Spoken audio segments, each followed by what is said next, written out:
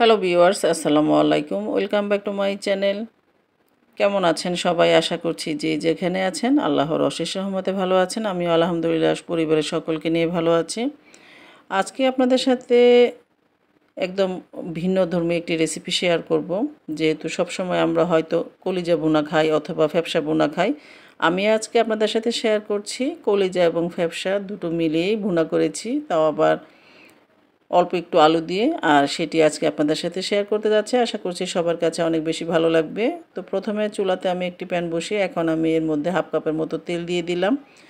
তেলটা একটু গরম হওয়া পর্যন্ত অপেক্ষা করব। যখন তেলটা একটু গরম হয়ে আসবে তখন আমি এর মধ্যে কিছু শুকনো মানে জাতীয় মশলাগুলো যেটা থাকে গরম মশলা সেগুলো দিয়ে দিচ্ছি। এখানে আমি 3টা দারুচিনির টুকরা, 4-5টি এলাচ, 4-5টি দিয়ে দিলাম লবঙ্গ, 2টা তেজপাতা মাঝখান থেকে একটু চিড়ে দিয়েছি। এরপর একটু ভেজে নিয়ে এখন আমি এর মধ্যে হাফ কাপের মতো পেঁয়াজ কুচি দিয়ে দিয়েছি। পেঁয়াজ কুচিটা দিয়ে একটু নেড়েচেড়ে ভেজে নিব।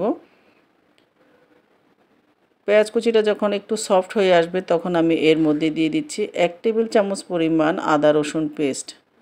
আদা রসুন পেস্টটা দেওয়ার পর এরপর আমি এটাকে ভালো মতো একটু ভেজে নেব যেন এর ফ্লেভারটা পুরোপুরি চলে যায়। এরপর আমি এখানে দিয়ে দিচ্ছি 1 চা চামচের মতো জিরা বাটা। জিরা বাটাটা দিয়ে আবারও একটু ভেজে নিয়ে নিচ্ছি। ভেজে নেওয়ার পর আমি অল্প একটু সামান্য পরিমাণ পানি অ্যাড করে দিব, যেহেতু আমি এখানে গুঁড়া মশলা অ্যাড করব। তো মশলাটা যেন পুড়ে না যায় সেই জন্য সামান্য পরিমাণ একটু পানি দেওয়ার পর এরপর আমি এখানে দিয়ে দিচ্ছি 1 চা চামচ করে হলুদ গুঁড়া এবং 1 চা চামচ করে দিয়ে দিলাম ধনিয়া গুঁড়া। আর 1 টেবিল চামচের মতো একটু লাল মরিচের গুঁড়া দিয়ে দিলাম। আমি একটু ঝাল ঝাল করে এই রান্নাটা করে নিব। আপনারা আপনাদের টেস্ট বুঝে এখানে মরিচের গুঁড়াটা অ্যাড করে দিবেন। তারপর একটু নেড়েচেড়ে মিশিয়ে নেওয়ার পর স্বাদ মতো লবণটাও দিয়ে দিলাম। এরপর আর কি ভালো মতো মশলাটাকে কষিয়ে নিব। মশলা যত বেশি কষিয়ে নেওয়া হয় তত বেশি কিন্তু যে কোনো তরকারির টেস্টটা ভালো আসে।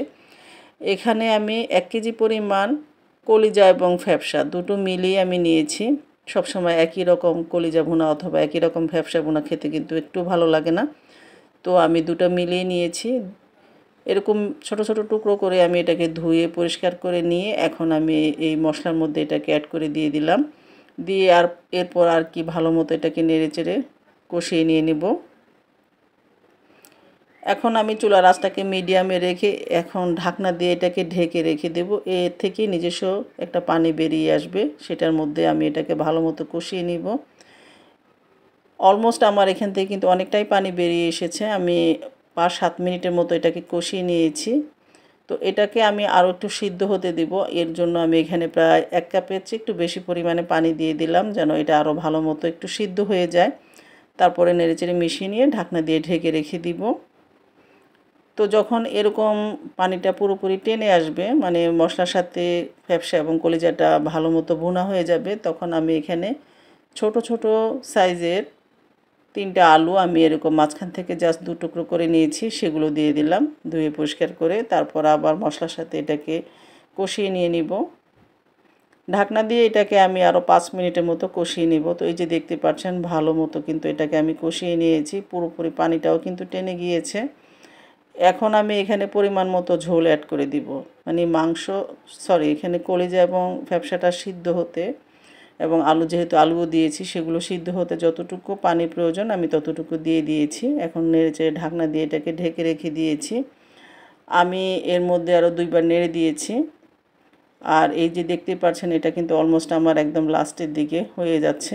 এখন সবশেষে নামানোর আগে আমি এখানে 1 চা চামচের মতো গরম মশলা পাউডার দিয়ে দিলাম। পাউডারটা দেওয়ার পর আবার নেড়েচেড়ে ভালো মতো মিশিয়ে নিয়ে ঢাকনা দিয়ে আরও 5 মিনিটের মতো ঢেকে তারপর আমি নামিয়ে গরম গরম সার্ভ করে নিয়ে নিচ্ছি। ব্যাস তৈরি করে নেওয়া হয়ে গেল আমার দারুণ স্বাদের কলিজা এবং ফ্যাপসা ভুনা।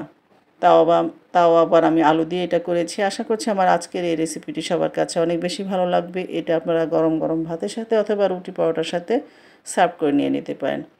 আজকের মতো এখানে বিদায় নিয়ে নিচ্ছি। দেখা হবে নেক্সট কোনো ভিডিওতে ইনশাআল্লাহ। আসসালামু আলাইকুম, আল্লাহ হাফেজ।